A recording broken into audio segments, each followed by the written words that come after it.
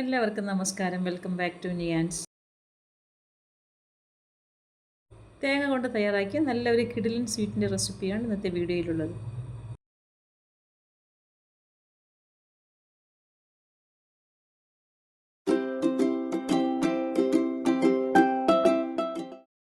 ഇത് തയ്യാറാക്കുന്നതിന് വേണ്ടി ഒരു കപ്പ് തേങ്ങ കൊത്താണ് വേണ്ടത്. അപ്പോൾ തേങ്ങ ഇതേപോലെ അതിൻ്റെ ബ്രൗൺ സ്കിന്നൊക്കെ കളഞ്ഞ് നന്നായിട്ടൊന്ന് വൃത്തിയാക്കി എടുക്കാം. തേങ്ങ ഇതേപോലെ ചിരട്ടയിൽ നിന്നും പൊട്ടിച്ചെടുക്കുകയും ചെയ്യാം. അല്ലാന്നുണ്ടെങ്കിൽ തേങ്ങ ചിരട്ടയോടെ തന്നെ കുക്കറിലിട്ട് ഒരൊറ്റ വിസിൽ കേൾപ്പിച്ചെടുത്താൽ ഇതേപോലെ പെട്ടെന്ന് ഇളക്കിയെടുക്കാൻ പറ്റും. തേങ്ങയുടെ ബ്രൗൺ സ്കിൻ ഇരിക്കുമ്പോൾ വേറൊരു ടേസ്റ്റ് ആയിപ്പോൾ അതുകൊണ്ടാണ് ഇത് ഇളക്കി കളയുന്നത്. അത് ഇതേ രീതിയിൽ നന്നായിട്ട് ഇളക്കി നല്ലപോലെ ഒന്ന് വൃത്തിയാക്കി എടുക്കാം. ഇനി ഇതിനെ ചെറിയ പീസസ് ആയിട്ടൊന്ന് കട്ട് ചെയ്തെടുക്കാം. ഇത് മിക്സിയിലിട്ട് പൊടിച്ചെടുക്കാനുള്ളതാണ്, അതുകൊണ്ടാണ് ചെറിയ ചെറിയ പീസസ് ആയിട്ട് ഇതേപോലെ കട്ട് ചെയ്തെടുക്കുന്നത്. ചെറിയ തേങ്ങയാണെങ്കിൽ ഒരു ഫുള്ള് തേങ്ങ തന്നെ വേണ്ടി വരും. ഈ ഒരളവിൽ ഒരു കപ്പ് തേങ്ങ കൊത്ത് ആക്കിയെടുക്കാൻ. ഇനി ഇത് നമുക്ക് മിക്സിയുടെ ജാറിലേക്ക് ഇട്ട് കൊടുത്ത് പൊടിച്ചെടുക്കണം. അപ്പോൾ ഞാൻ കപ്പിൻ്റെ അളവ് കാണിക്കാം. ഇത് അര കപ്പ് തേങ്ങ കൊത്താണ്. അതേപോലെ തന്നെ അര കപ്പും കൂടി മിക്സിയുടെ ജാറിലേക്ക് ഇട്ട് കൊടുക്കാം.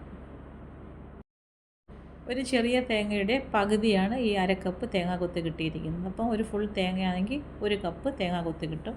മിക്സിയുടെ ജാറിലേക്ക് ഇട്ട് കൊടുത്തതിന് നന്നായിട്ട് ഇതിനെ ഒന്ന് പൊടിച്ചെടുക്കാം.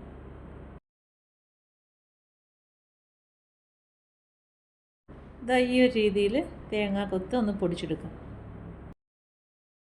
ഇനി നമുക്ക് കുറച്ച് നട്ട്സ് പൊടിച്ചെടുക്കാം. അപ്പോൾ അതിന് വേണ്ടി പാൻ അടുപ്പിലേക്ക് വെച്ച് കൊടുത്ത് കുറച്ച് എണ്ണ ഒഴിച്ചു കൊടുത്തിട്ടുണ്ട്. അതിലേക്കിട്ട് ബദാമോ പിസ്തയോ കാഷ്യൂനട്ടോ അതൊക്കെ എല്ലാം കൂടി ഒന്ന് വറുത്തെടുക്കാം. ഇതുപോലെ മൂത്ത് വരുമ്പോൾ എണ്ണയിൽ നിന്നും കോരി മാറ്റി നന്നായിട്ട് തണുക്കുമ്പോൾ അതിനെ കൂടെ ഒന്ന് പൊടിച്ചെടുത്ത് വയ്ക്കാം. ഇനി ബാലൻസുള്ള എണ്ണയിലേക്ക് തേങ്ങ പൊടിച്ചത് ഇട്ട് കൊടുക്കാം. പിന്നീട് അതിലേക്ക് അര കപ്പ് ശർക്കര ചീകിയതും കൂടി ഇട്ട് കൊടുക്കാം. ഇനി ഇട്ട് കൊടുത്ത ശർക്കരയൊക്കെ നന്നായിട്ടൊന്ന് മെൽറ്റായി വരണം. അതുവരെ ഒന്ന് ഇളക്കി കൊടുക്കാം. ശർക്കരയൊക്കെ മെൽറ്റായി തേങ്ങയുടെ കൂടെ കിടന്ന് നന്നായിട്ടൊന്ന് കട്ടിയായി കിട്ടണം. ആ ഒരു കൺസിസ്റ്റൻസിയിൽ വേണം ഇത് പരുവാക്കിയെടുക്കാൻ. അപ്പോൾ അതായത് ശർക്കര നന്നായിട്ട് മെൽറ്റായി വന്നിട്ടുണ്ട്. അപ്പോൾ നേരത്തെ നമ്മൾ വറുത്ത് വെച്ചിരുന്ന നട്ട്സ് പൊടിച്ചത് ഈ സമയത്ത് ഇതിലേക്ക് ചേർത്ത് കൊടുത്ത് നന്നായിട്ടൊന്ന് മിക്സ് ചെയ്ത് കൊടുക്കാം. ഇനി 3-4 ഏലക്കയുടെ സീഡും കൂടി ഇതിലേക്ക് ഇട്ട് കൊടുക്കാം.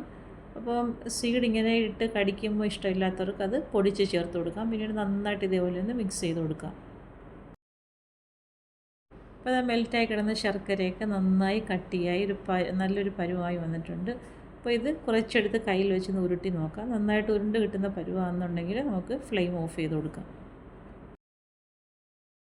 അപ്പോൾ അതായത് നന്നായിട്ട് പരുവായി വന്നിട്ടുണ്ട്. ഈ ഒരു സമയമാകുമ്പോഴേക്കും ഫ്ലെയിം ഓഫ് ചെയ്ത് പാത്രത്തിലേക്ക് മാറ്റി കൊടുക്കാം. ഇനി ചെറുതായിട്ടൊന്ന് തണുത്ത് വരുന്ന സമയത്ത് കയ്യിലുണ്ട് നമുക്ക് എടുക്കാൻ പറ്റുന്ന ചൂട് ആ ഒരു പരുവാകുമ്പോഴേക്കും ഇത് കുറേശ്ശെ എടുത്ത് നന്നായിട്ട് ഉരുട്ടി കൊടുക്കണം. ഈ ഒരു രീതിയിൽ നമുക്ക് ചെറിയ ചെറിയ ലഡു ഇതിൽ നിന്ന് തയ്യാറാക്കിയെടുക്കാം.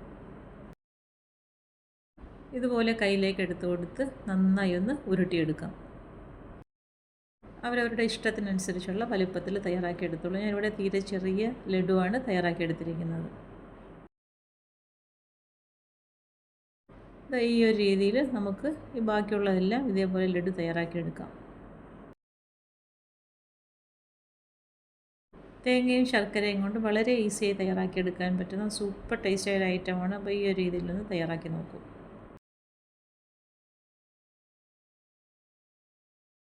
വീഡിയോ ഇഷ്ടമായ ലൈക്ക് ചെയ്ത് സബ്സ്ക്രൈബ് ചെയ്ത് സപ്പോർട്ട് ചെയ്തേക്കൂ.